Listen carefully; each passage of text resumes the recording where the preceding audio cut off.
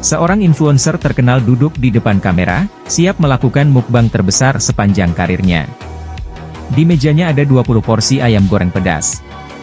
"Kalau habis semua ini, aku bakal kasih giveaway besar-besaran," katanya sambil tersenyum ke kamera. Penonton antusias, komentarnya banjir, "Semangat, Bang!" Ia mulai makan cepat, keringat bercucuran. Piring demi piring habis. Hingga porsi terakhir, ia bersandar lemas dan berkata, "Akhirnya selesai." Lalu tiba-tiba, suara di belakang kamera terdengar, "Bang, tadi kita lupa nyalain rekamannya." Pria itu melongo, menatap ayam goreng kosong, dan berbisik, "Karma ini namanya."